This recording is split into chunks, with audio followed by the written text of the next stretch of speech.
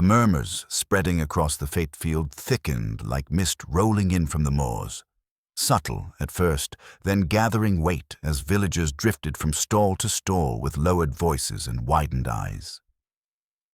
Miss Marple listened without seeming to listen, her hands folded neatly over the handle of her parasol. Though her gaze remained fixed on the distant outline of the library, her mind was already turning over quiet possibilities, shaped not by superstition, but by the small, persistent truths of human behavior. A man like Mr. Pennington did not simply vanish. People of such orderly habits rarely acted outside their established patterns unless something or someone intervened. Mrs. Harrow, flustered and rosy-cheeked, fluttered beside her. "Jane, surely he must be somewhere close. Harold Pennington has never missed a village event in all the years I've known him. He considers punctuality next to piety. Why, he once scolded poor Mr. Blenchley for returning a book a mere hour late." Miss Marple offered a reassuring murmur, though she was far from reassured herself. It is always unsettling when someone departs from their usual ways. A small deviation can speak volumes, you know. One notices such things in village life.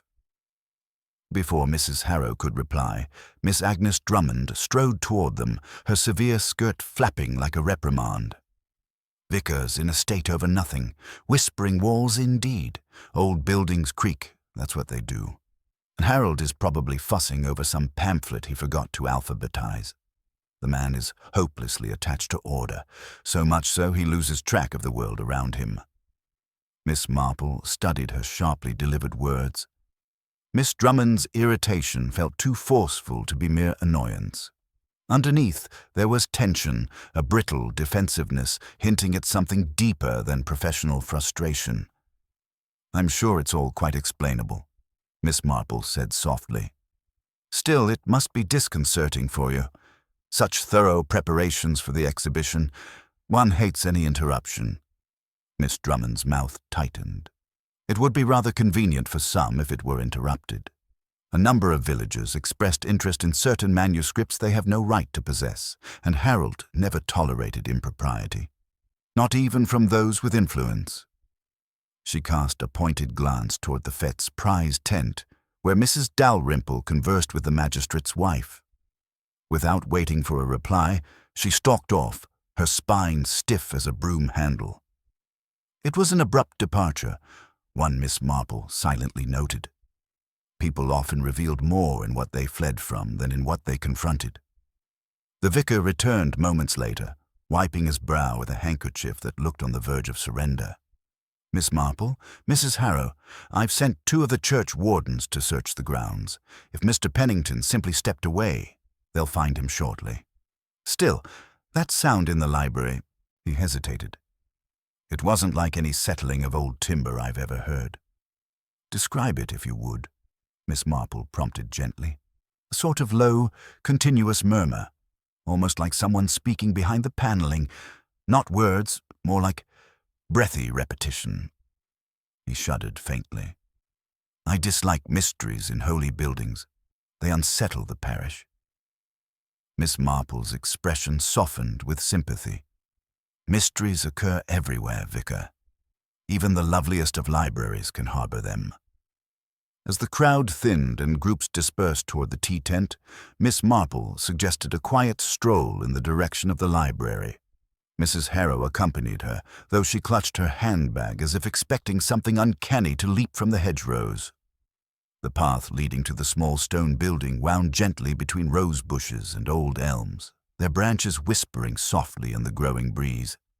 Miss Marple found the atmosphere more comforting than ominous. Nature rarely concealed malice, but people often did. Upon reaching the library's entrance, they found the door propped open as the vicar had left it. The interior was dim, sunlight filtering only faintly through the high windows, while the smell of old paper and lavender polish hung in the air. Books lined every wall, their spines forming tidy ranks, unmistakably reflecting Mr. Pennington's orderly touch. Yet something was wrong. A single cart of books sat abandoned near the reading nook, a feather duster lying beside it on the floor. This was not Mr. Pennington's way. Miss Marple approached the back shelves where the vicar had indicated the disturbance. The wooden paneling was indeed shifted slightly, as if forced by pressure from within or pulled by someone seeking access to a narrow space behind it. She touched the edge lightly. The wood felt warm, unexpectedly so. A faint sound drifted through the paneling then, neither loud nor clear, but enough to cause Mrs. Harrow to gasp and clutch at Miss Marple's arm. "Oh, Jane, is it still whispering?" Miss Marple listened carefully. It wasn't whispering, she realized. It was airflow, subtle, rhythmic, as if passing through a narrow gap or vent. She had heard such sounds in old houses where hidden ducts or forgotten passages remained, but airflow alone could not account for a missing librarian. She stepped back, scanning the room. Something else caught her eye. A small scrap of parchment lying partly beneath a study table. Stooping with the ease of someone far younger, she retrieved it. The edge was torn unevenly, smeared faintly with what looked like dust from old bindings. A fragment of handwriting curled across it. Delicate, careful script that Miss Marple suspected belonged to Mr. Pennington. Mrs. Harrow peered anxiously. "What does it say?" "Only half a sentence," Miss Marple murmured. "Cannot allow it to fall into the wrong hands." The older woman's face went pale. "Oh my, do you suppose—" Miss Marple folded the scrap and slipped it into her reticule. "I suppose," she said quietly, "that Mr. Pennington may not have vanished of his own accord, and that whatever lies behind that panel may hold answers someone would rather keep hidden." The breeze outside strengthened, carrying with it the distant echo of fate music now thinned and subdued. Miss Marple turned toward the doorway, her expression thoughtful yet resolute. A mystery was unfolding in Little Brackley, one woven not from superstition but from secrets. Secrets she intended to uncover with the same gentle determination she had applied to many such puzzles before. And as she stepped into the fading light, she could not shake the sense that the village had just begun to reveal its true, complicated self. The evening air settled cool and still around the library as Miss Marple and Mrs. Harrow stepped outside, the fate's distant chatter fading into something more hesitant and uncertain. The discovery of the torn parchment and the odd murmuring behind the paneling had cast a long shadow over the cheerful summer afternoon. Miss Marple paused on the small stone path leading back toward the green, her eyes narrowing ever so slightly as she surveyed the slow drift of villagers beginning to leave the fete in uneasy clusters. People rarely kept their fears entirely to themselves, and she suspected the evening would bring a flurry of speculation that might reveal more than a formal inquiry ever could. Mrs. Harrow tugged lightly at Miss Marple's sleeve. "Jane, I don't like any of this. Whispering walls, missing librarians, ominous notes. It feels like the beginning of one of those dreadful crime novels Mr. Dalrymple reads on the train." "Human affairs do tend to resemble novels," Miss Marple replied gently. "The difference lies in how one interprets the characters." She glanced once more toward the dim interior of the library. "I think it wise we speak to a few people before impressions set too firmly. Once minds decide on a villain, they rarely reconsider." Their first encounter came sooner than expected. As they approached the fete's boundary, Mr. Blenchley emerged from the shade of an elm, his hands shoved deep into his pockets and his expression carrying the uneasy stiffness of a man who wished he had left earlier. He offered a polite nod but seemed keen to avoid conversation, which naturally encouraged Miss Marple to walk directly toward him. "Mr. Blenchley," she said pleasantly, "you were one of the last to speak with Mr. Pennington before his disappearance, were you not?" He blinked, taken off guard. "Well, yes, earlier this afternoon, just before the judging of the baked goods. He seemed quite normal. A bit preoccupied, but that's hardly unusual for Harold. Always fussing over one catalogue or another." He shifted his weight. "Terrible business, of course, but I can't imagine he's gone far." Miss Marple nodded as if satisfied. "Indeed. Did he mention anything about the exhibition?" "Only that certain pieces were delicate, I think he said. Or perhaps valuable. I didn't pay much attention. His gaze darted toward the path. I should be getting on. She watched him retreat, her head tilted thoughtfully. Mrs. Harrow gave a delicate harumph. That man always seems guilty of something, even when he isn't. Some people, Miss Marple murmured, wear guilt like an old coat, comfortably, whether or not it fits. They resumed their walk, yet Miss Marple's mind lingered on Mr. Blenchley's evasiveness. It was not the reaction of a man shocked by a disappearance, nor of one with innocent concern. Rather, he seemed anxious to distance himself entirely from the matter. Near the tea tent, they found Mrs. Dalrymple arguing with the magistrate's wife about who had last seen Mr. Pennington carrying the exhibition chest keys. Mrs. Dalrymple's broad hat bobbed with every indignant word. He was absolutely responsible for those keys, she insisted. And if they've gone missing with him, well, it simply won't do. The manuscripts are worth a considerable sum. One hears stories about collectors who'd stop at nothing at all, to obtain such rarities. The magistrate's wife pursed her lips. Let's not suggest scandal where none exists. But there is scandal, Mrs. Dalrymple said with relish. Wall whispering and Agnes Drummond storming about like a fury.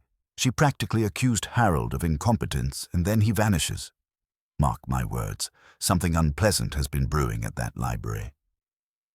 Miss Marple approached with an apologetic smile. Forgive the interruption, but you mentioned something being amiss between Mr. Pennington and Miss Drummond. Mrs. Dalrymple brightened at the opportunity to elaborate. Oh, yes, a loud disagreement the other morning. Something about the placement of one of the manuscripts. Apparently Harold intended to lock it away until after the exhibition, and Agnes demanded it be displayed immediately. Quite a scene, I assure you. The magistrate's wife looked scandalized. Really, Alice, we should be careful. But the damage was done. Miss Marple tucked the information away, creating a quiet link in the growing chain of small tensions. Secrecy around manuscripts, disagreements, evasive villagers, and now a vanished man with a torn note warning of danger. As dusk settled, Miss Marple and Mrs. Harrow began the slow walk back to the Harrow cottage. Fireflies flickered at the edges of the hedges, and the warm glow of lamps illuminated the village windows. Yet an uneasy stillness clung to Little Brackley, an expectant quiet, as though the village itself waited for something more to unfold. Do you really think Harold might be in danger? Mrs. Harrow whispered. I think, Miss Marple said softly, that he had the misfortune of knowing something. Someone very much wishes to keep hidden, and when knowledge becomes inconvenient, people can behave in the most distressing ways.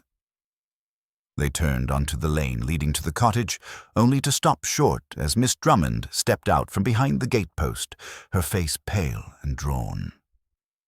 Miss Marple, she said in a strained voice, I must speak with you, privately. Mrs. Harrow bristled. Really, Agnes, appearing from shadows. But Miss Marple raised a calming hand. Of course, what troubles you? Miss Drummond swallowed. I didn't tell the vicar everything. There's more you should know. Harold didn't simply vanish. He left something behind, something meant for you. For me? Miss Marple asked quietly. Miss Drummond nodded. Yes, and if you don't come to the library tonight, at once, it may be too late. Miss Marple regarded Miss Drummond with a calm that did not waver, though Mrs. Harrow let out a sharp gasp at her side. The assistant librarian's silhouette trembled faintly in the lamp-lit dusk, her sharp features softened by a strain that had not been present earlier. It was not the agitation of a woman merely irritated by disorder. This was worry or fear, or perhaps something more complicated. Guilt, even. Miss Marple had seen such expressions before, though never did she jump to conclusions. People often revealed their truths only in the pauses between their words. Come, Miss Drummond urged, glancing swiftly up and down the quiet lane as if expecting someone to emerge at any moment. It cannot wait until morning. Mrs. Harrow clutched her handbag with both hands. Agnes, I must protest. It's nearly dark, and after everything that's occurred, but that is exactly why we must go, Miss Drummond snapped, then pressed her lips together as if regretful of the outburst. Her voice dropped. Miss Marple, it concerns the manuscripts. And Harold, he anticipated something might happen.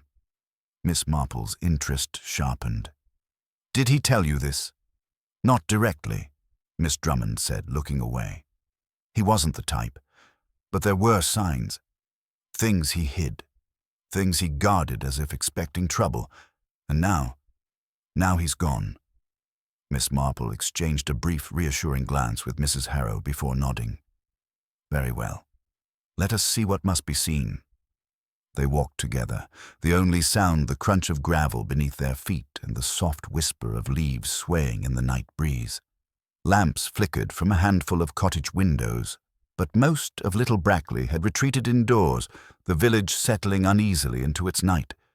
Mrs. Harrow murmured anxious prayers under her breath, while Miss Drummond strode ahead with brisk, trembling urgency. When they reached the library, Miss Drummond pushed the door open with a shaky hand. The interior was darker than it had been earlier, shadows pooling between the aisles like ink, the faint aroma of old paper and drying. Lavender still lingered, though now it seemed strangely oppressive, as if the room held its breath. Miss Marple stepped inside without hesitation. Please, Miss Drummond whispered, leading them toward the back shelves. I didn't want the vicar or any of the villagers involved, not until I understood it myself. What precisely do you understand? Miss Marple asked gently. That Harold wasn't behaving normally, she said, stopping before the disturbed paneling. Not for the reasons they think. He wasn't simply being fussy. He was scared. The word hung in the air. Miss Marple approached the panel. You mentioned he left something for me. Yes, it's here. Miss Drummond reached behind a row of dictionaries and drew out a small envelope, worn at the edges. It was addressed in Mr. Pennington's neat handwriting. For Miss Jane Marple, should anything occur that cannot be explained. Mrs. Harrow let out a soft cry. Oh, dear heavens. Miss Marple opened the envelope with delicate precision. Inside was a single key and a folded sheet of parchment. She unfolded it to reveal a short note.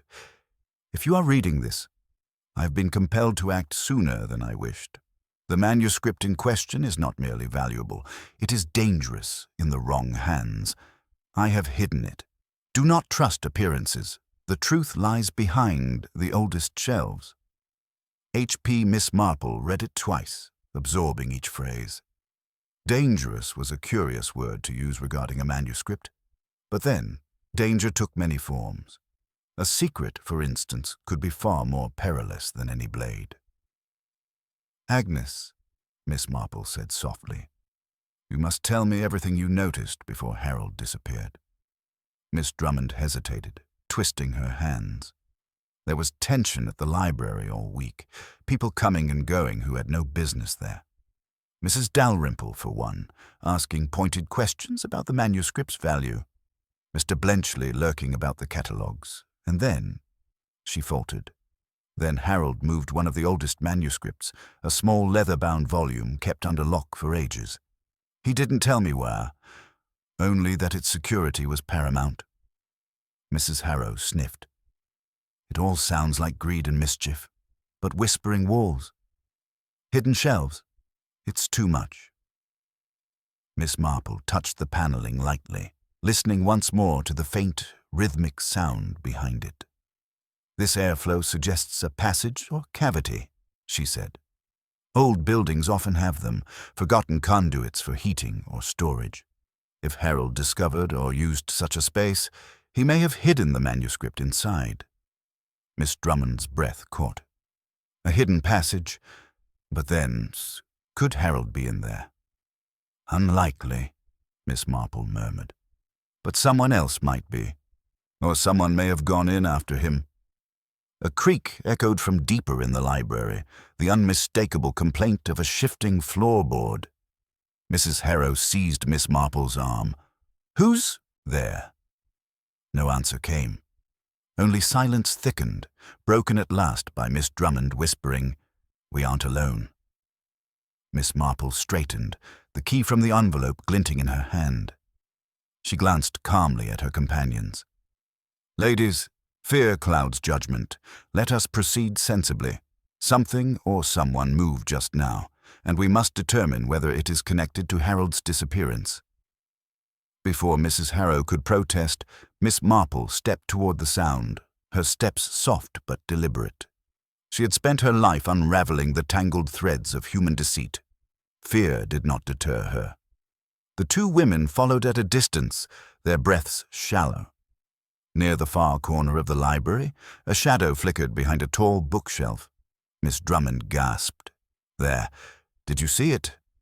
"Yes," Miss Marple said, her voice almost gentle, "and I very much doubt it was Harold." Someone had been eavesdropping and had slipped away the moment they were discovered. Miss Marple examined the floor, noting a few specks of fresh mud and the faint indentation of a heel. "We have a visitor," she said softly. "A stealthy one. And I suspect they know precisely what Harold hid. And where." The whispered airflow hummed faintly again through the paneling behind them, as if urging them deeper into the mystery. Miss Marple closed her fingers around the key, her gaze calm and sure. "Come," she said, "before the trail grows cold." Miss Marple's fingers tightened around the key as she moved toward the back of the library, the subtle hum of airflow through the panels accompanying each careful step. The shadows of the high shelves stretched like long fingers under the flickering lamplight, and the faint scent of old paper seemed heavier here, richer, almost as though the room itself was holding its breath. Miss Drummond followed close behind, pale and tense, while Mrs. Harrow lagged a little, whispering nervous encouragements that went unheard by anyone but herself. The subtle indentation of the heel in the dusted floorboard led Miss Marple to a narrow corner where the oldest shelves leaned slightly, worn with the weight of centuries. She knelt and examined the lower edge of the paneling. A small keyhole glinted faintly in the lamplight, half hidden by a carved molding. She produced the key from her reticule, inspecting it. The delicate pattern of grooves and ridges suggested it had been crafted specifically for this purpose. Gently, she inserted it into the lock. The mechanism clicked with a soft, almost imperceptible sound, and the panel swung inward, revealing a narrow cavity behind the wall. Miss Marple allowed herself a small, satisfied smile. She had long suspected that old buildings, particularly ones tended by people as meticulous as Mr. Pennington, contained such secrets. The cavity was no more than 3 feet wide and stretched a few feet deep. Its darkness swallowed the flickering lamplight. She felt for a moment as if she were stepping into a time when hidden spaces were common in libraries, vaults, or the homes of those who feared prying eyes. "Good heavens," Mrs. Harrow whispered, pressing closer. "What is it? A hiding place? A secret room?" "It appears to be a hidden niche," Miss Marple said, peering in with calm curiosity. "And judging by the note from Mr. Pennington, something important, something dangerous, may be concealed within." She hesitated a moment before taking a slow, deliberate step into the cavity, her eyes scanning the dim space. At the far end, wrapped carefully in a faded cloth, lay a small leather-bound manuscript. Miss Marple retrieved it gently, brushing off the dust and examining the cover. There was no ornamentation save for the faint embossing of an insignia she vaguely recognized, a mark of a private collection in Warwickshire. She opened the cover carefully. Inside were pages of fine script, detailed diagrams, and annotations that suggested the work of someone both scholarly and secretive. Even a casual glance revealed that it was valuable. Yes, but more importantly, it was the kind of book that could lead to trouble if misused. Miss Drummond let out a soft exclamation. "That's it. That's the one. Harold warned me. He said someone would come looking for it. He didn't expect me to find it alone." Miss Marple nodded. "And someone has indeed been searching. The traces in the dust suggest more than one visitor, perhaps someone familiar with the library's layout. They knew where to look, or at least suspected. She carefully closed the manuscript and held it to her chest. We must be discreet. If anyone else knows of this, they may attempt to retrieve it before the authorities or anyone else discovers the truth. Mrs. Harrow's hands shook as she took a step closer. Jane, do you think Harold is still here? Could he be in danger? I believe, Miss Marple said softly, that Harold acted with foresight. He knew someone might come, and he hid the manuscript accordingly. He may be elsewhere, observing, or perhaps forced to remain hidden. The important thing is that the manuscript is now safe. Miss Drummond nodded, though her jaw was tight with worry. I never realized how many people were interested in it. I thought the disputes over the exhibition were just petty disagreements, but now? She let the thought trail off. Miss Marple placed a reassuring hand on her shoulder.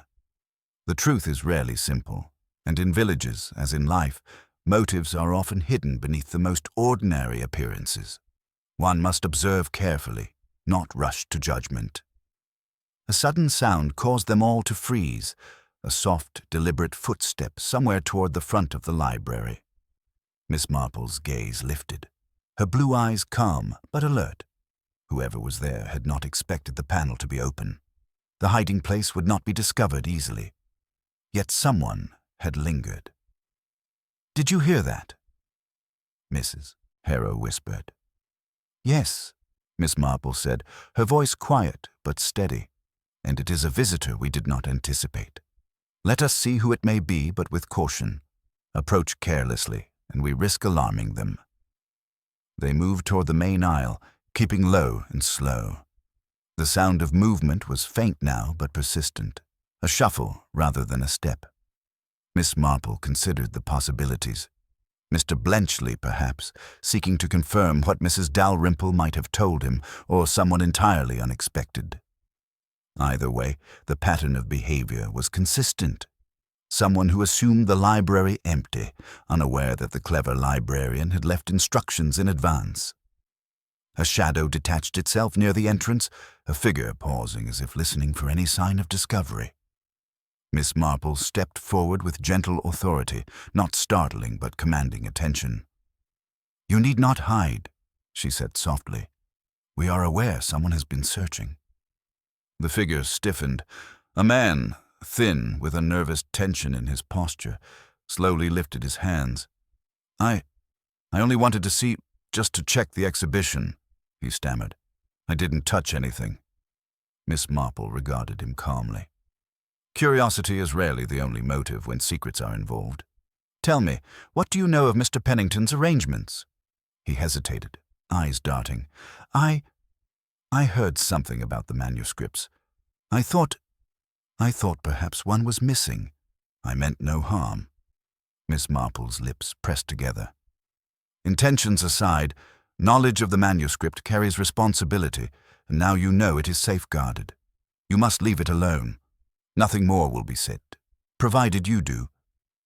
The man nodded quickly and backed toward the door, relief plain on his face, disappearing into the night. Miss Marple exhaled softly, turning back to the others. "That confirms my earlier suspicion," she said. "Someone outside this room is willing to act on knowledge rather than reason. We must now consider who else might know, or who might suspect, the true importance of the manuscript." Mrs. Harrow glanced at her anxiously. "Jane, what do we do now? Where is Harold?" Miss Marple's expression was calm, unreadable. "He is somewhere nearby, observing from a safe distance, I believe, and soon Little Brackley itself will reveal more than it realizes. Patience, my dear. Observing human nature carefully often uncovers more than immediate action ever could."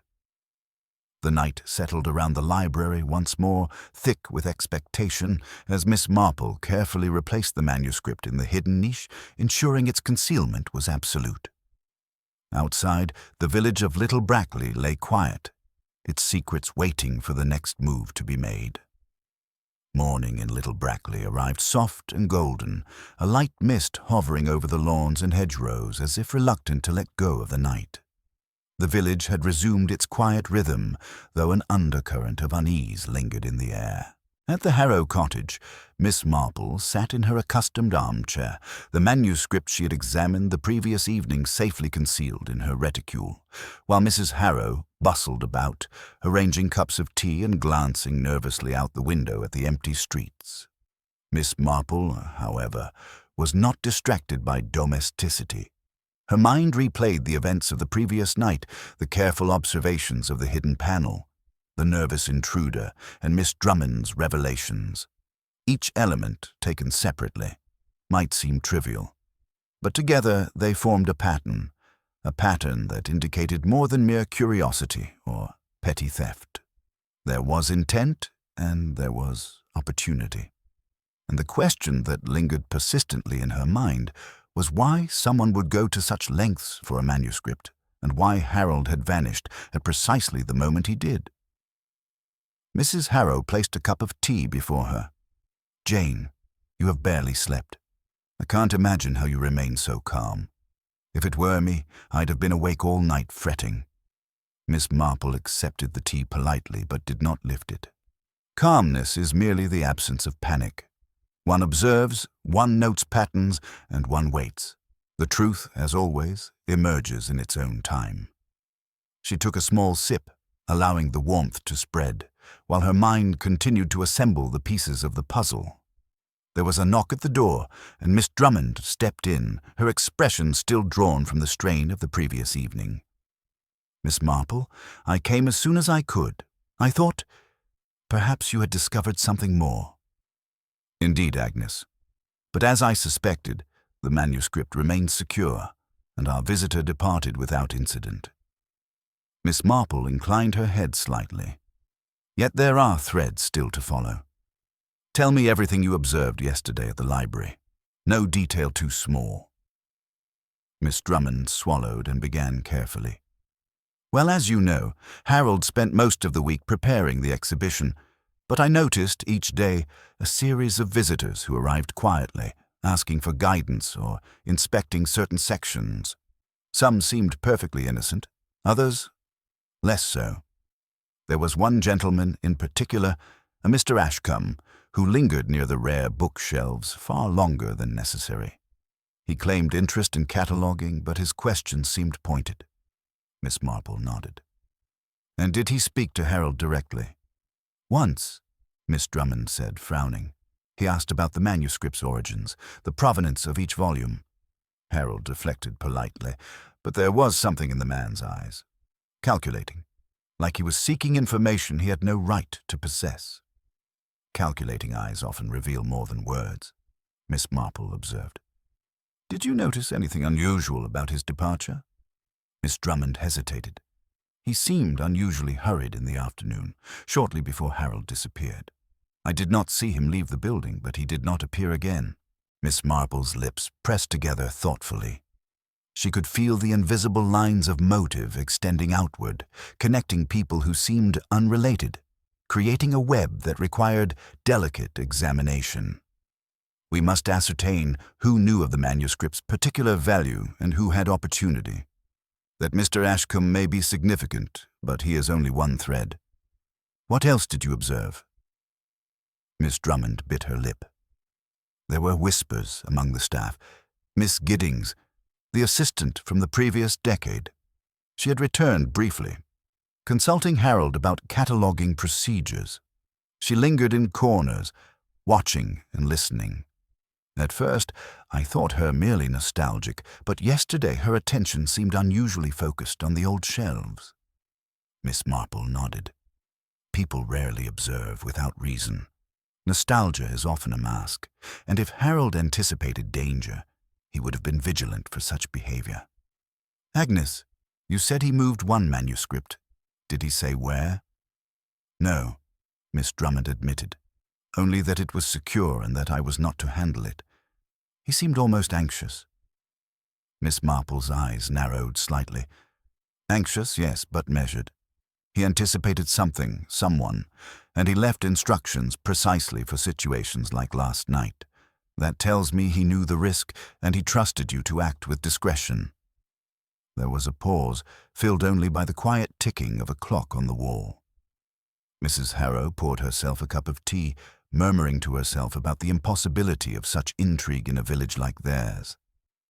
"Miss Marple," Miss Drummond said softly, "do you think Harold is in danger even now?" "Perhaps," Miss Marple replied. "But more importantly, we must identify who would benefit most from possessing or removing the manuscript. Consider motives, opportunities, and subtle behaviors. People rarely betray intent outright, but their actions speak volumes, and the risk is not always physical. Sometimes it is secrecy, sometimes fear, sometimes the leverage of knowledge over another." Miss Drummond frowned. "So, you think someone planned this carefully?" "I do," Miss Marple said, settling back into her chair. "And the careful ones often underestimate human observation. The person behind Harold's disappearance may assume stealth guarantees safety, but they forget that vigilance and subtlety can reveal even the most cautious acts.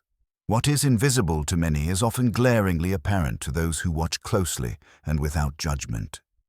Mrs. Harrow shivered. "Little Brackley has never been like this, Jane. A missing librarian, hidden manuscripts, whispers in walls." "Quiet, my dear," Miss Marple said kindly. "Appearances can mislead, but human nature rarely does. Observe, listen, and note patterns. That is all one requires at this stage." There was another knock at the door. Miss Marple's eyes flicked toward it, steady and unreadable. When Miss Drummond opened the door, a familiar figure stepped inside. A tall, elderly gentleman in a well-tailored suit, his expression composed but faintly anxious. "Miss Marple," he said, tipping his hat, "I fear I must consult with you about certain developments at the library. My name is Mr. Ashcombe." Miss Marple inclined her head slightly, hiding the sudden spark of recognition. The threads of the web were beginning to converge. She poured another cup of tea for the unexpected visitor and gestured toward the chair opposite her. "Do sit down, Mr. Ashcombe," she said softly. "There is much to discuss, and perhaps you can assist in clarifying certain curiosities surrounding Mr. Pennington and his collection." The man seated himself carefully, his hands folded over a leather portfolio. Miss Marple regarded him with the gentleness of an unassuming observer, while beneath that calm exterior, her mind already traced the invisible lines of motive, opportunity, and concealed intent that might finally explain the night's mysteries. Outside, the village of Little Brackley basked in a hesitant sunlight, unaware that the investigation had quietly entered a more delicate, revealing phase. Miss Marple studied Mr. Ashcombe as he settled into the chair, his composure deliberate, his movements measured, the careful precision of a man accustomed to observation as much as being observed.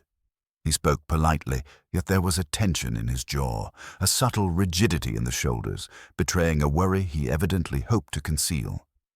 Miss Marple sipped her tea, letting the silence stretch comfortably, forcing the visitor to fill it himself, as she had long since learned that nervous souls often revealed more in hesitation than in words. "I understand, Miss Marple," he began, "that you are aware of certain irregularities at the library yesterday evening. I came immediately upon hearing the news of Mr. Pennington's disappearance and the events surrounding the manuscripts. I felt it prudent to offer any assistance I might." His voice was smooth, controlled, yet undercut with an unmistakable urgency. Miss Marple inclined her head. "Assistance is often welcome, provided it is accompanied by candor. You appear familiar with the collection, Mr. Ashcombe?" "Yes," he admitted. "I have studied rare manuscripts for many years, though I am not formally connected to the library. I happened to be visiting Little Brackley for unrelated business and naturally could not resist observing the exhibition preparations." He paused, perhaps noticing a subtle look from Miss Marple. "I assure you my interest is entirely scholarly." Miss Marple allowed herself a slight smile. "Scholarly interest can be entirely innocent, yet one notices in villagers and visitors alike. that interest alone is not always the only motive. Yesterday, Mr. Pennington disappeared under circumstances that suggest urgency. Ashcombe shifted, placing his portfolio on his knees, but he did not open it. Yes, urgency. I noticed a degree of concern among the staff, particularly Miss Drummond. She seemed anxious, as though she had observed something that others overlooked. He glanced toward her. I hope I have not alarmed her unduly.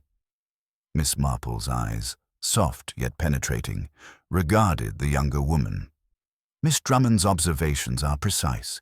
She perceives patterns in behavior and notes details that escape most eyes. That is why she is invaluable in understanding what occurred. Pray, tell me, what did you notice yesterday regarding the library or its visitors? Ashcombe hesitated, a faint crease forming between his brows. Well, there were several individuals I saw moving about quietly, particularly near the older sections. One woman in particular, she lingered near the shelves that hold the oldest manuscripts. I did not know her name at the time, but her interest was focused. And then, of course, there was the peculiar episode of the whispering walls. I initially assumed it was some structural anomaly, nothing more, until it became clear that Mr. Pennington had disappeared in connection with it. Miss Marple's fingers rested lightly on the teacup, her mind mapping possibilities. And did anyone else appear unusually anxious or over-eager to assist? Often, those most eager to appear helpful have motives that are less than altruistic. Ashcombe considered. Mrs. Dalrymple. She asked pointed questions about the value of the manuscript several times. Very direct, very insistent. Harold responded courteously, but he seemed impatient, even perturbed. I have seen similar situations before. The outwardly polite inquiry often masks covert attempts to learn more than one ought. Miss Marple nodded, folding her hands. Yes, and Miss Drummond mentioned similar behavior. It seems that more than one person has reason to act upon knowledge of the manuscript's importance. She leaned forward slightly, her gaze deliberate. Tell me, Mr. Ashcombe, did you notice any disturbances in the dust near the shelves, or any indication someone may have entered spaces not commonly used? His eyes widened fractionally. Now that you mention it, yes. A slight displacement near the paneling on the far wall. Nothing obvious, but my attention was drawn to it. A small trail of dust appeared disrupted, suggesting someone had manipulated the shelf. I thought it perhaps a cleaning oversight, but it may have been more. Miss Marple smiled faintly, the pieces of her observation beginning to form a pattern. It was more. Someone did indeed access that hidden niche, and in doing so, they left evidence, not of intent, necessarily, but of movement. And movement, Mr. Ashcombe, is far easier to detect when one watches closely and notes subtle changes. Ashcombe leaned back slightly, an almost imperceptible sign of surprise. So, you believe Harold acted in anticipation of something? That he arranged for the manuscript to be hidden? Precisely. He understood human nature, Miss Marple said softly. He knew that knowledge of certain objects incites curiosity, which often becomes desire, and desire, when unchecked, can prompt extraordinary actions. People rarely act without motive, and yet those motives are seldom as obvious as they appear. Miss Drummond, still tense, asked, Jane, do you think the person who came last night was connected to Mrs. Dalrymple or Mr. Blenchley? Could it have been one of them? Miss Marple sipped her tea before replying. It is possible. Yet we must consider all who had knowledge and opportunity. The person who entered did so with care and caution, suggesting familiarity with the library. A stranger would have been clumsier, or at least more conspicuous. One observes the way people move, not just the things they say. Ashcombe shifted again, voice quieter now.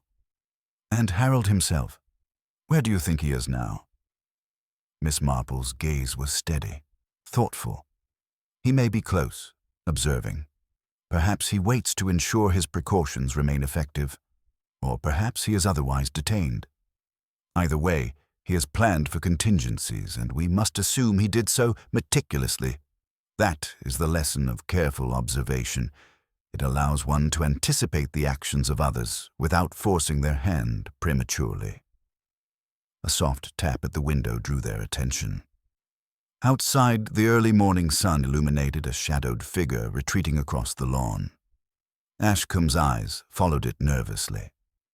Someone is still moving about. Miss Marple rose slowly, placing her cup on the saucer with gentle precision. Yes, and this movement confirms my suspicion that multiple individuals are involved. Our task, Mr. Ashcombe, is to observe, note, and interpret these behaviors.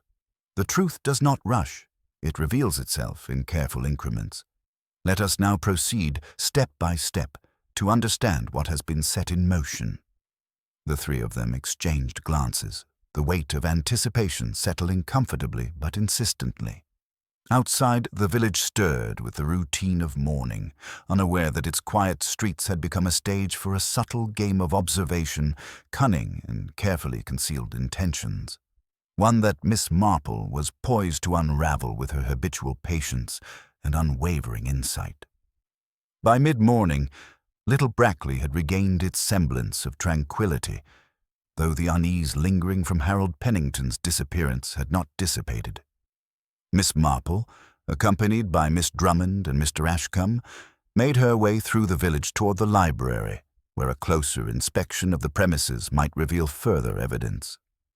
The morning air was crisp, carrying faint scents of dew and newly mown grass, and the sunlight cast sharp shadows along the cobbled streets, highlighting the ordinary appearance of a village that, beneath its calm, was currently a nexus of secrets and intentions. As they approached the library, Mrs. Harrow called from the cottage gate, waving a hand. "Jane, must you go? It seems foolhardy to confront uncertainty so soon after yesterday's events." Miss Marple smiled reassuringly. "Patience and observation are our allies, my dear.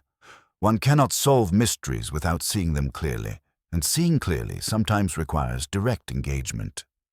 Inside, the library remained silent and orderly, though the faint traces of last night's disturbances were still visible to an observant eye. Dust disturbed along the far wall, slight imprints of footprints leading toward the rear alcoves, and the subtle displacement of books, all suggested movement and intentionality. Miss Marple examined these signs carefully, letting her fingers trace the edge of the floorboards. "See here," she said softly, gesturing toward a faintly scuffed line along the rug. "Someone has approached this panel more than once. The impressions are fresh. They were deliberate, yet careful, as if the individual wanted to avoid detection while seeking access to something concealed." Miss Drummond leaned closer. "Could it be Mr. Ashcombe again?" He shook his head quickly. "No, I only arrived after the first discovery, and I did not enter the hidden space. I assure you my interest is scholarly, not intrusive." Miss Marple's gaze was steady, appraising both of them with the unassuming patience that had often revealed truths overlooked by others. Indeed, yet it is notable how certain behaviors leave subtle marks. People rarely act entirely without pattern. One may disguise intent, but intent itself often manifests in the most mundane ways. A footstep, a lingering glance, a mislaid object. Observing these can be as revealing as a confession.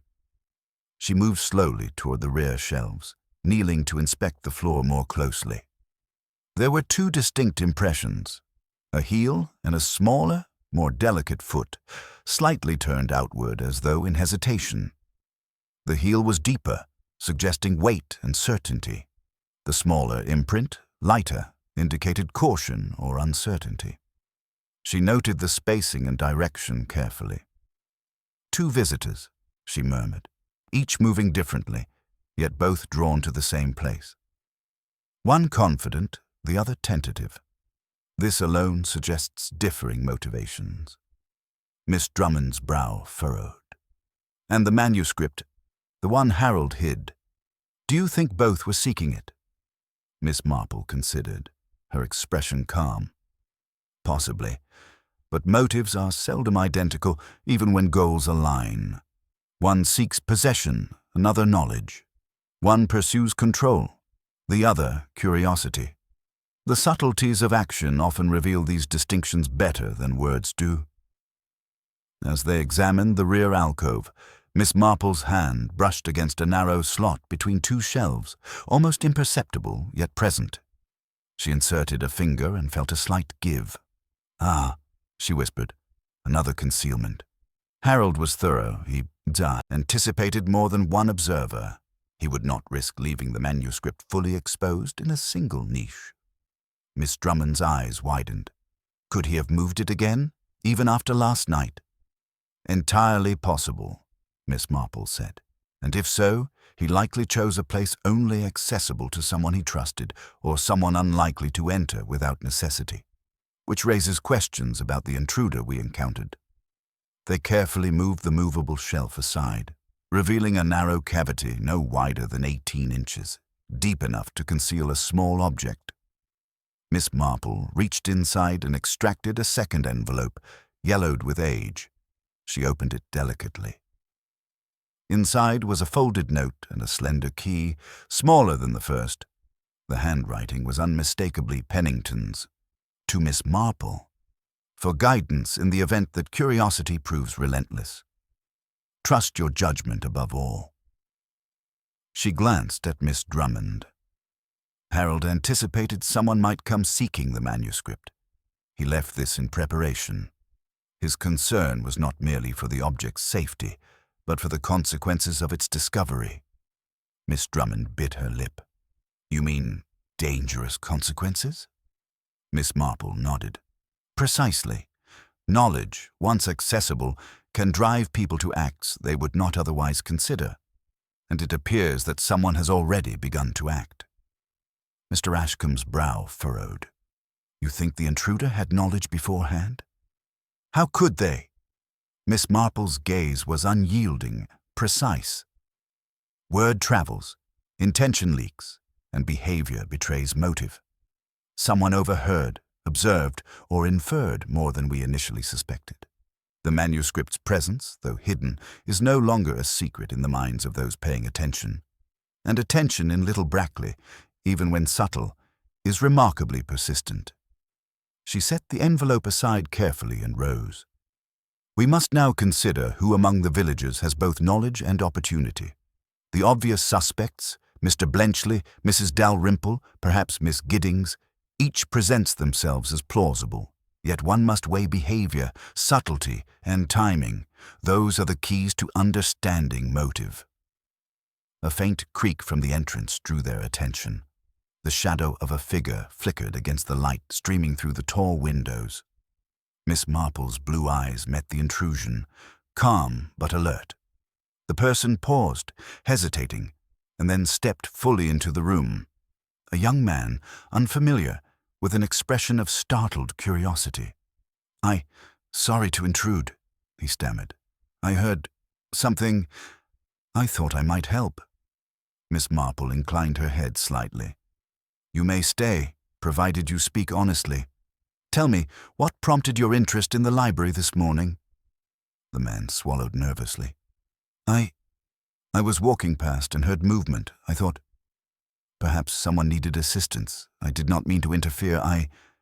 Miss Marple's eyes softened, her mind noting every tremor, every hesitation. Curiosity often brings people here. Yet those who act with knowledge are different from those who act with intent. Observe carefully, and the distinction will become clear. The young man nodded, stepping aside. Miss Marple turned back to Miss Drummond and Ashcombe. "We are on the cusp of understanding more. Each action, each hesitation, each step reveals a pattern, and patterns, when traced carefully, disclose truths that words often obscure." Outside, the morning sun climbed higher over Little Brackley, illuminating its quiet streets, unaware that within the library, subtle observations were converging toward the next revelation, one that would expose the first clear outlines of motive opportunity, and the intricate human behaviors that had led to Harold Pennington's disappearance in the manuscript's concealment. The afternoon sun slanted through the tall library windows, casting long, sharp shadows across the polished wooden floors. Miss Marple, Miss Drummond, and Mr. Ashcombe moved quietly among the shelves, each step deliberate, each glance scrutinizing the subtle irregularities that might reveal a hidden presence or overlooked clue.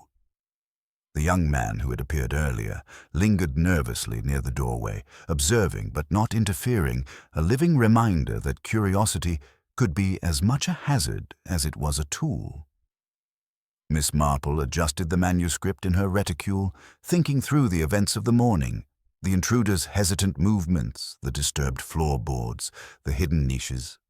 All spoke of someone who had knowledge and intent, but had acted with caution. There was a deliberate subtlety in their approach, suggesting familiarity with the library and a keen awareness of its layout. It was the kind of movement that came from repeated observation rather than chance. Harold's foresight was remarkable, Miss Marple said softly, breaking the silence. He anticipated not only the interest of outsiders, but also the subtle human impulses that lead to rash action. This manuscript, though physically small, carries consequences that are anything but insignificant. Those consequences, as always, manifest in human behavior long before they are recognized in the material world. Miss Drummond bit her lip. "Jane, I've been thinking. If someone intended to take the manuscript, they must have known of its value or importance. Who could that be in the village? Mrs. Dalrymple, certainly. Mr. Blenchley, perhaps. And then there's Miss Giddings." "Exactly," Miss Marple agreed, moving toward the rear alcove once more. "But it is not merely about who might desire the manuscript. It is about who had both motive and the knowledge to act discreetly. A casual observer may covet, yet not intrude.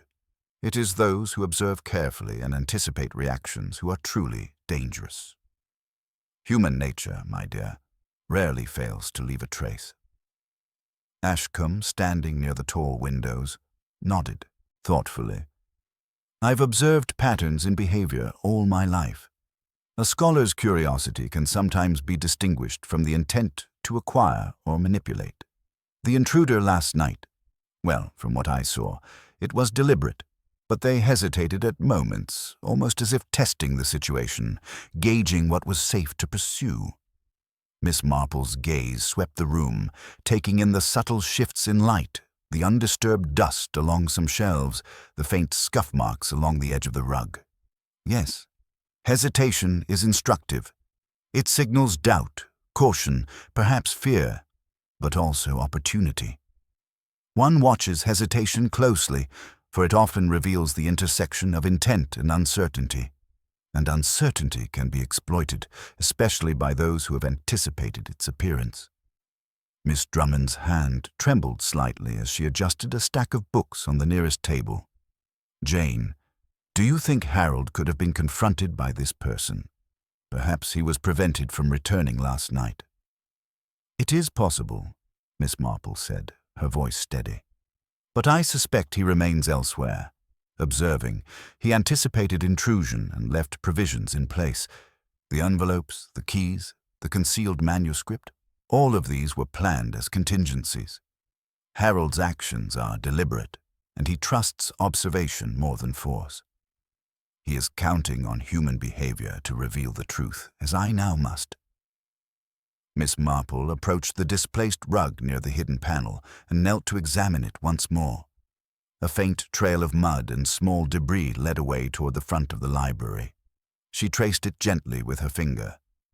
The intruder left a mark, subtle but persistent. The path is consistent with someone moving cautiously, yet deliberately. They knew where to step, where to avoid detection, and yet they could not erase all evidence. Ashcombe leaned closer. "Do you think we can identify them based on this?" "It is a start," Miss Marple replied. "But identification comes from observing the responses to our presence, the nuances in behavior, and the minute inconsistencies that even careful deception cannot fully hide. People reveal themselves in the small things, the hesitation to answer, the misalignment of their attention, the distraction when confronted with truth. A soft thump echoed from the upper gallery, where the taller shelves met the ceiling. All three turned toward it instinctively. Miss Drummond's voice was a whisper. "Did you hear that? Someone is still here, upstairs." Miss Marple's blue eyes, calm and unyielding, scanned the shadows above. "Yes, and whoever it is knows the library intimately. That is evident from their movements and timing. They anticipate obstacles and adjust accordingly, but one cannot always anticipate careful observation. Let us proceed slowly and deliberately." They ascended the narrow spiral staircase to the gallery, careful not to disturb the air or the loose floorboards that might announce their approach. Every shadow was scrutinized, every whisper of movement noted. As they reached the upper level, they observed, crouched behind a tall shelf, a figure rifling quietly through ledgers and catalogues, hands moving deftly, eyes darting. Miss Marple stepped forward with gentle authority. "I believe you have been busy, and perhaps overstretched your welcome. Might I inquire what brings you to our library so intrusively?" The figure startled, a sudden sharp intake of breath betraying surprise and hesitation. It was a woman, middle-aged, with an expression of guilt and calculation in equal measure. I was just looking for records," she stammered, glancing from Miss Marple to Miss Drummond, then Ashcombe. I didn't touch anything valuable." Miss Marple's voice was quiet, but firm. "Curiosity is rarely harmless when it becomes intrusion, and it seems, my dear, you were seeking something more specific. Tell me, what were you hoping to find?" The woman faltered, her eyes shifting toward the hidden panel at the back of the library. I thought perhaps Mr. Pennington had misplaced a manuscript. Something valuable. I only wanted to ensure it was safe. I didn't mean harm." Miss Marple observed her carefully, noting the small tremors in her hands, the careful avoidance of eye contact, the subtle sway in her stance. "Intentions aside, your actions carry consequences. People act on what they know and assume, often without realizing the ripple effects. You have given us information inadvertently, and that is as revealing as any confession." The woman's face paled. I see." Miss Marple inclined her head gently. "And now, my dear, we will determine what steps must be taken next.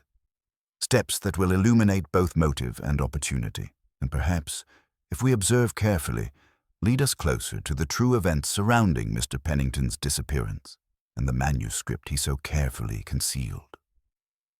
Outside, the village remained serene in appearance, the faint rustle of leaves and distant church bells offering a deceptive calm. Within the library, however, human behavior, subtle and deliberate, was laying bare the first outlines of a network of intentions, anxieties, and concealed desires, threads that Miss Marple, with her habitual patience and meticulous observation, would soon begin to untangle with precise clarity. Miss Marple regarded the woman quietly, noting every subtle twitch of her eyes, every slight hesitation in her posture. The library's high ceilings and towering shelves seemed to absorb the tension in the room, lending weight to the moment. Miss Drummond shifted uneasily, clearly uncomfortable with the confrontation, while Ashcombe's eyes never left the woman, his scholarly curiosity warring with his evident disapproval. "You must understand," Miss Marple said gently, her voice carrying the calm authority of someone accustomed to coaxing truth from human nature, that actions driven by curiosity, even when claiming innocence, often reveal motives far deeper than the surface suggests. "Tell me plainly, why were you examining these ledgers so intently?" The woman's lips trembled, and she glanced toward the hidden panel at the back of the library. I wanted to see if Harold had left any notes. I thought perhaps he suspected someone might try to take the manuscript. I did not mean to intrude, but I feared it might be in danger." Miss Marple nodded slowly, her gaze softening just slightly, yet her mind was already racing through the implications. You feared for the manuscript, yet your actions reveal more than simple concern. You knew enough to seek it. That knowledge places you in a position of influence over events you may not fully appreciate. And influence, when combined with opportunity, can be dangerous. The woman swallowed hard. I only wanted to protect it. I would never... I didn't... Her voice faltered, and she glanced nervously toward Ashcombe, as if seeking validation. Protection is commendable when it is informed and cautious, Miss Marple replied, her tone gentle but unwavering. But when it becomes covert activity, it risks creating more complications than it resolves. And little Brackley, despite its quiet appearance, is no stranger to human ambitions, anxieties, and mistakes. Ashcombe interjected, curiosity plain in his voice. Miss Marple, do you believe she acted with malice? Not malice, precisely, Miss Marple said thoughtfully. Rather, she acted with a mixture of fear and intent. She believed herself to be acting rightly, yet even well-meaning interference can precipitate consequences unforeseen. The subtleties of human behavior, the hesitation, the concealment, the observation, these often reveal more than overt action. And observing such subtleties is what allows one to untangle complex motives. Miss Drummond's voice trembled. Jane, do you think Harold could be nearby? Could he have seen all this? Miss Marple's eyes narrowed fractionately, her calm demeanor belying her sharp analysis. He may be. He is careful and deliberate, and he trusts observation to guide decisions. Yet he relies on discretion, as do we. The key is to understand not just who acted, but why and in what sequence. That is where clarity emerges. The woman glanced nervously at the hidden panel. You mean... I should not have tried to move it again? Miss Marple inclined her head. Correct, that is precisely what I mean. Your interference, though well-intentioned, could have altered events dramatically. The manuscript's concealment was deliberate, the measures taken to protect it meticulous. One step taken outside this plan, even with good intent, can create consequences that ripple in unforeseen ways. The woman's expression softened with a mixture of relief and apprehension. I see. I did not realize. I thought I was helping. Miss Marple smiled faintly, a quiet, knowing expression. Many think so. Yet in understanding human nature, one must distinguish between appearances, intentions, and outcomes. Actions are rarely singular. They are threads in a wider tapestry, and each thread affects the whole. She rose, walking toward the center of the room, her gaze sweeping the library with subtle scrutiny. We must now consider the broader picture, the intruder last night, the hesitant footsteps, the disturbances in the dust, the movements of those who believe they act in secrecy, all form a pattern. Observing this pattern, tracing it to its source, reveals the interplay of motives and the true architect of recent events. Ashcombe stepped closer, voice low. Do you think Mrs. Dalrymple or Mr. Blenchley could be involved? Their ambitions are well known in the village. They would seize opportunity if presented with the chance. Miss Marple's eyes flickered briefly, sharp and precise. Ambition alone is insufficient without access and observation. One must consider both the desire and the opportunity, as well as the subtle cues, hesitations, shifts in attention, inconsistencies in explanation. That is why careful observation is essential before passing judgment. And that is why, Mr. Ashcombe, one does not always act on the obvious suspect. The woman's gaze drifted toward the floor as though seeking absolution. Miss Marple regarded her kindly. You have revealed much inadvertently, which is valuable. Yet I caution you, remaining observant and restrained is far more effective than overt action.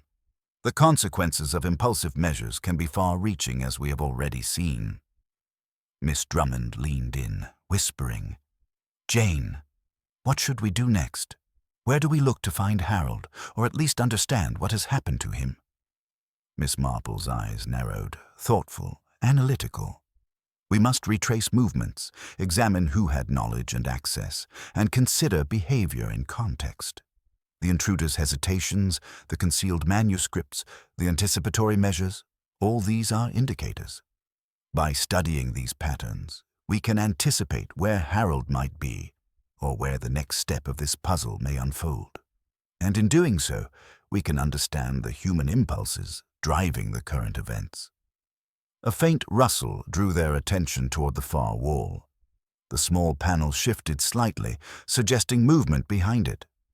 Miss Marple's blue eyes sharpened, and she moved toward it, observing the shadows with practiced care. The woman who had intruded earlier froze, as if sensing the significance of this new development. Miss Marple's voice was calm, but precise. "It seems that we are not finished observing. Someone is interacting with the concealment, even now.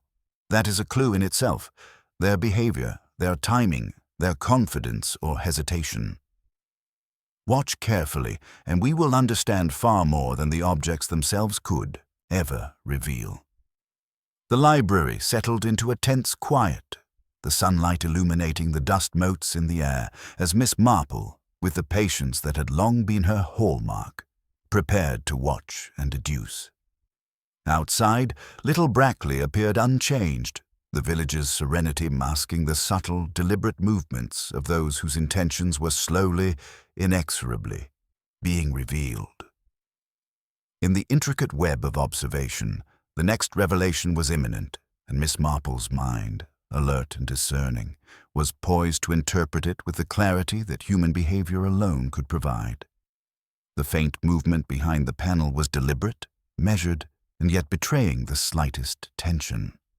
Miss Marple observed from a few steps back, her calm exterior concealing the rapid calculation of possibilities within her mind. Every previous observation, every subtle footstep and anxious glance, now coalesced into a coherent pattern. She could almost see the invisible threads linking each villager's actions to the hidden manuscript, to Harold's disappearance, and to the delicate dance of secrecy and ambition that had taken place in Little Brackley. The figure behind the panel, a tall man, broad-shouldered but with a subtle nervousness in his posture, emerged slowly into the open space. His hands clutched a small bundle of papers, and his face registered genuine surprise at the sudden scrutiny. Miss Marple's eyes, serene and unyielding, met his with a quiet authority that left no room for evasion. "You have been very careful," she said gently. "But careful observation rarely misses the patterns human behavior leaves behind. You sought the manuscript, yes, but more importantly, you sought control over information only Harold possessed." The man stiffened. I don't know what you mean. I was merely—" His voice faltered, and the papers in his hand trembled slightly. Miss Marple advanced a few steps, speaking with the soft insistence of one who draws the truth from the hesitant rather than the bold. "You believed that the manuscript's value was yours to claim, that knowledge alone could grant leverage over others. Yet in doing so, you revealed more than you intended, the hesitations, the precise movements, the moments of doubt, all of which I have observed." Ashcombe stepped forward cautiously, his scholarly composure giving way to curiosity. "Miss Marple, surely we can't be certain. There are others who might have had reason or opportunity." Miss Marple shook her head slightly. "Mr. Ashcombe, one observes not merely action, but reaction. Those who act with premeditation yet lack complete certainty betray themselves in subtle ways. The man before us is the only one whose behavior matches every observation.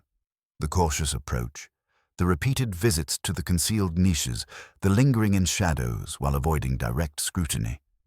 It all aligns with his intentions." Miss Drummond's voice was quiet, but taut with anxiety. "Jane, could it be Mr. Blenchley? He has been so insistent about the manuscripts and Harold's plans. Surely he—" Miss Marple turned to her, a small, reassuring smile touching her lips. Agnes, desire alone does not suffice. Observation, knowledge, and opportunity combine to reveal truth. Those who act with uncertainty, those who overthink yet proceed cautiously, are far more revealing than the bold and obvious. Look closely at his hands, the tremor in his voice, the way he measures each word. It is all a confession without uttering a single one.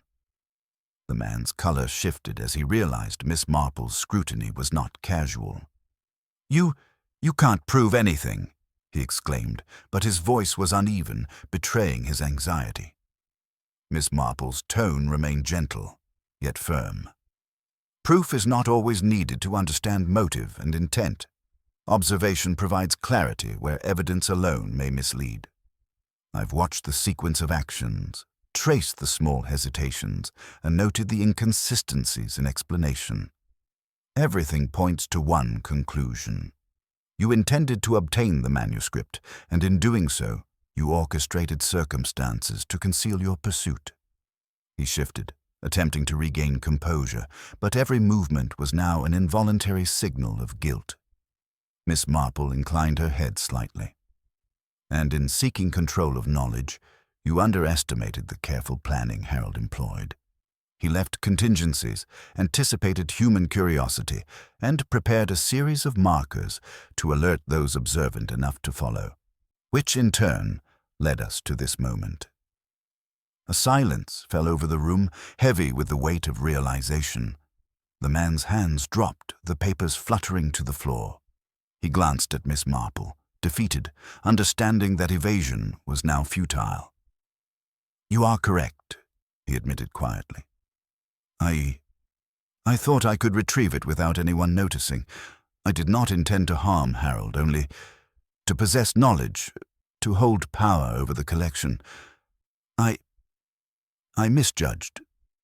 Miss Marple's expression softened. "And yet the consequences of misjudgment can be severe, even when intent is not malevolent. Knowledge, when sought in secrecy and acted upon with fear or desire, can set in motion outcomes that no one anticipates. Fortunately, Harold's precautions were sufficient to prevent immediate harm." Ashcombe bent to gather the fallen papers. "Miss Marple, what will happen now? Do we inform the police?" Miss Marple shook her head slowly. "This is a matter of personal accountability as well as village integrity. The intruder has admitted intent, and his actions have been observed in detail. With cooperation and transparency, the situation can be resolved without further disruption. Harold, I am confident, will return when assured that his collection is secure and that the lesson of careful observation has been respected." Miss Drummond exhaled, relief softening her tense expression. "So, it's over. Harold is safe?" Miss Marple's eyes twinkled faintly. "Yes, my dear. The risk has passed, though it is important to note that human nature rarely changes. Curiosity, ambition, and the subtle pursuit of advantage remain ever present. One must remain vigilant yet compassionate in interpreting actions and motives." The intruder, now subdued yet calm, nodded, understanding that he had been outmaneuvered not by force, but by perception. I understand. I will make amends as best I can." Miss Marple turned toward the hidden panel, gently replacing the displaced books and ensuring the manuscript remained concealed as Harold had intended. "And that," she said softly, addressing the room as much as herself, "is the lesson here. Careful observation, patience, and understanding human behavior are often more powerful than overt measures. Truth, when revealed, is rarely loud or dramatic. It is precise, subtle, and, when pursued methodically, inevitable." The three of them moved toward the library entrance. Outside, the village streets basked in the late afternoon sun, calm and unremarkable once more, yet carrying an undercurrent of awareness that life had been observed, measured, and ultimately restored to balance. Miss Marple paused for a moment, glancing back at the library, a quiet smile on her lips. Human nature, she reflected, is endlessly fascinating in its complexity, and while missteps and ambitions surface, patience and observation can untangle even the most intricate of webs. As the intruder departed under gentle supervision, Miss Marple turned to Miss Drummond and Ashcombe. "Let us return to Harrow Cottage. There we may reflect on events, secure the collection, and await Harold's return. And perhaps, quietly, we may allow little Brackley to resume its ordinary rhythm, with only the faintest whisper of the lessons learned lingering in the air." The trio walked through the village, the calm returning with each step. Behind them, the library held its secrets, safeguarded by careful observation and subtle foresight. The quiet triumph was not dramatic, nor accompanied by fanfare, but it was complete. Human behavior had been read, motives discerned, and order restored. Little Brackley could return to its seemingly ordinary pace, while Miss Marple, as ever, remained the serene observer, her understanding of human nature quietly unassailable, the mystery resolved not by force but by patience, insight, and the gentle, inexorable logic of observation.